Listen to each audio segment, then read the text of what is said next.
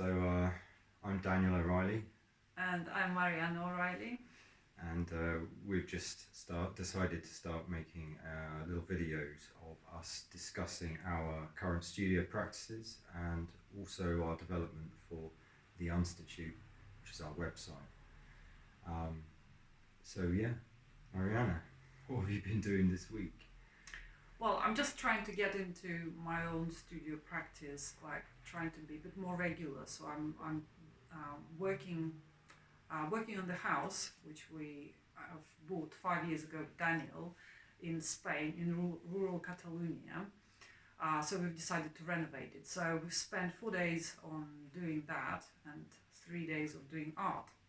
We are both quite ambitious people, and we realized that perhaps this part of it we need to develop a little bit more. I mean, direct contact with people and talking about art and coming up with ideas, how to develop our kind of exhibition space, which used to be only online.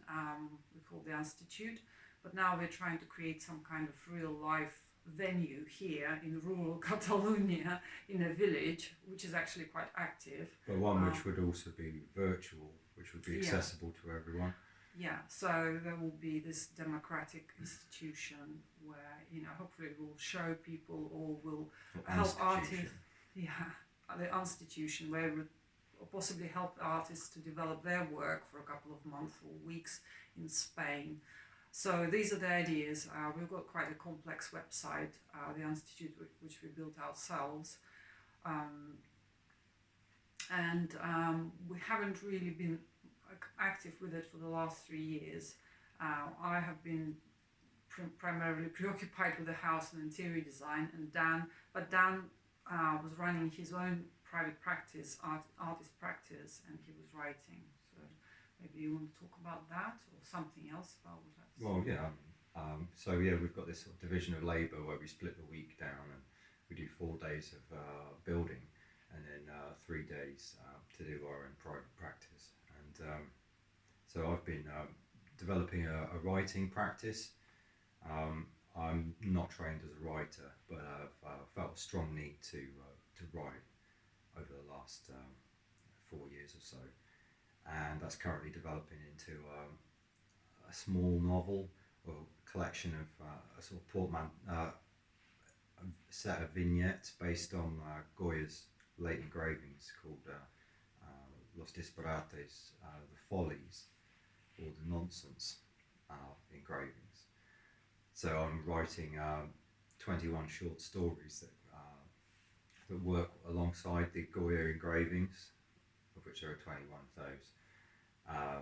And I'm over halfway through at the moment, so I'm just starting to look at how I'm going to turn this into a physical object, into a book, how I'm going to illustrate it, because I want to make a set of 21 drawings to go with it. And what's your connection to Goya? My connection to Goya, he's such a difficult character, but somehow he's one of these talented people who can show you something which you can't afterwards then not see. You can't unsee it. You see what I mean? And I've always been interested in characters like that who kind of look somewhere where people really don't want to look, but often retrieve very valuable insights from doing so. And where don't people want to look? Well, that's just into ourselves, isn't it? Okay, so it's all about ourselves. So at the moment there is a lot of looking into ourselves going on and setting up But not for the just next ourselves. 5 years. I think we're also afraid to look into each other, like really. Yeah. And just to sort of conclude, I'm like very preoccupied with this sense of other, or of othering, or of being an outsider. It's always been an important theme in my work. So as you were saying. As I was saying, so we are trying to look into what sort of people, artists, exhibitors overall what sort of humans we want to be, and trying to plan out the next, I suppose, 5 years, and start to look a little bit more outwards, giving ourselves and other people opportunities to experiment, to show art, to We've talk always- about art, or We've always done that, haven't we? We've always opened up our practice to incorporate other artists. So we've always invited people or had open calls for people to come and show on our website. And that was well, we finished doing that about 5 years ago now, 6 years ago. not about So 4 that years was- ago, since we've been in Spain. Yeah, so that was sort of quite an early effort at exhibiting online as a as an exclusive medium without a physical space, Yeah. and not as a sort of apology for not having a physical space, but Yeah, the Institute has been a really important project for us. We're able to look into digital representation of art online, and we worked with artists from about 124 countries. We've run a variety of projects, and every month we had a different exhibition. We had curated shows as well that are all available online at the moment, and it's really, really worthwhile archive of this 7 or 8 year old there's a lot of brilliant video art in there, isn't there? sort of project which encompassed a lot of stuff. That has a lot of our videos, it has a lot of written work, it has got a huge amount of our own projects, and also the products of our working with other artists.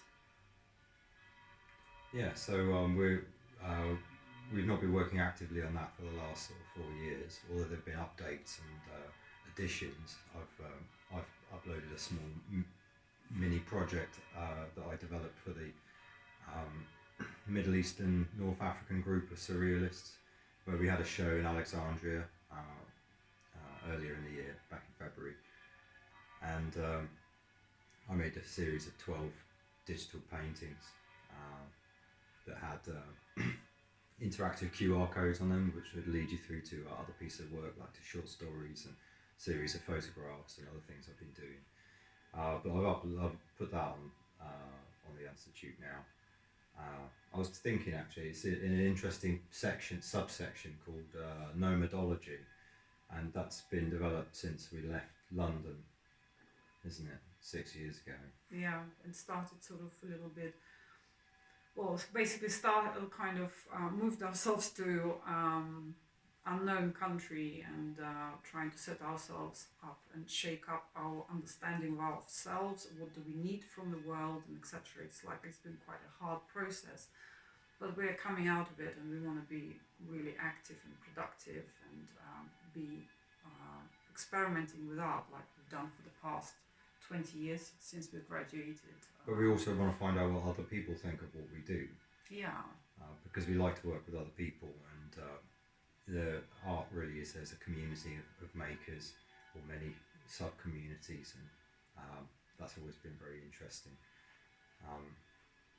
I think there's been a lot of talk about what the value of art is whatsoever. I mean, normally I think this has been spurned on by political, economic situation, and resurgent conservatism and that sort of thing, which invalidates the creation of culture.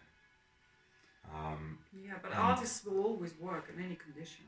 In fact, this might be a better condition for art and artists than when things may be better set up or a bit more secure.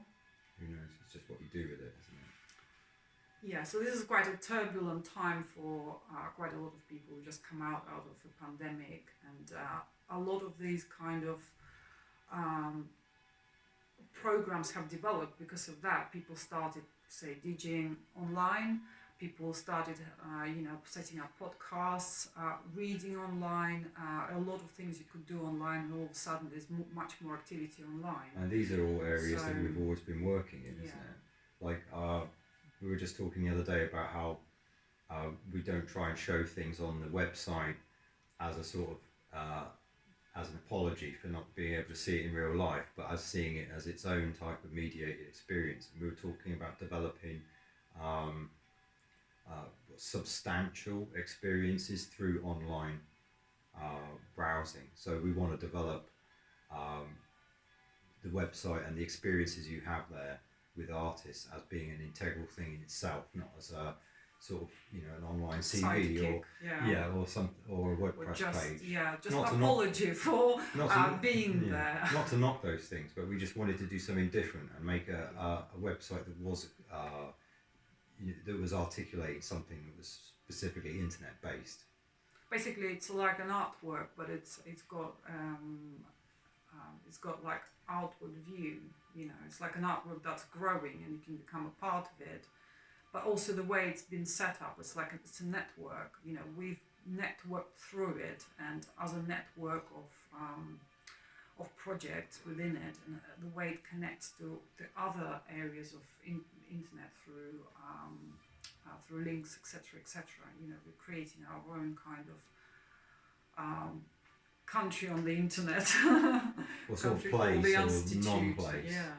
Yeah. Sort of like more like the original idea for it was to have an underground kind of like series of burrows, places you dig. So we dug into the internet and we've created art spaces for showing other people's work, or showing digital work, and having residency, providing artists with residencies and ways to develop their careers. But it was all underground. But actually, if you think about it, on the internet, things can go either way. They can be up and down. It doesn't matter. Down is a little bit more kind of earthly experience. Yeah, that's true. But underground also in the sense of like subcultures, or the places where things really happen. That's still very not valid. necessarily in the surface web or in the mainstream web. But there's also that Deleuzean, Kafkaesque thing about the segment and the building segment, and the construction of the burrow or labyrinth. Yeah. So architecturally, it has it incorporates a lot of things to try and change the way you experience like space online. It's still made out of pages and links. Yeah. Just HTML. But as artists, you're always aware that your visual experience of the thing dictates so much, doesn't it? So that's why visually, when you spend a bit of time there, it has an impression of its own.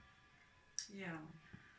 So the Institute has a series of like kind of places where you can even get lost, places where you can go and watch stuff, places where you can just hear some crazy abstract noises, etc.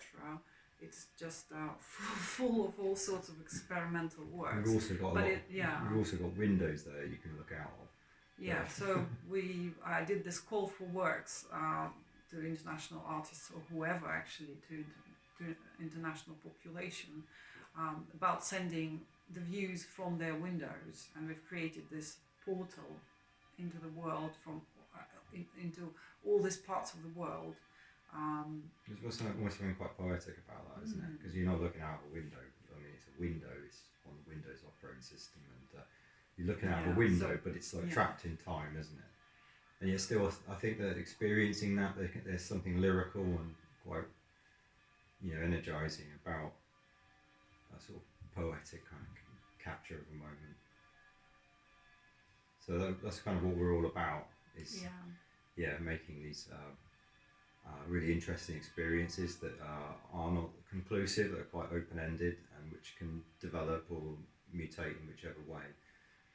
Quite interested in hybrids and anarchic kind of design and construction. Yeah. So we're going to try to make this podcasts, or videocasts, or whatever they're called, video diaries, every week.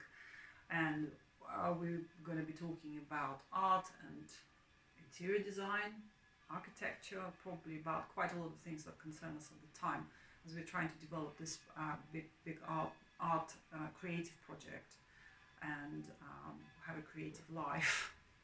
Yeah, so we'll wrap up for today.